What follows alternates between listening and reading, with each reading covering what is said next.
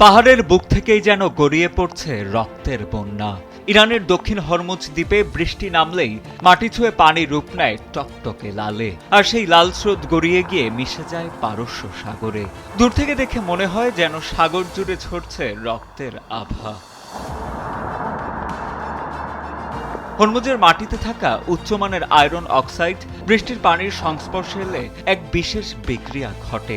বিজ্ঞানের ভাষায় এই লোহা আলোর স্বল্প তরঙ্গ দৈর্ঘ্য শোষণ করে কেবল লাল রঙের দীর্ঘ তরঙ্গ দৈর্ঘ্য প্রতিফলিত করে। ফলে লোনা জলরাশি মুহূর্তে হয়ে ওঠে রক্তিম, যা এক প্রাকৃতিক বিস্ময়।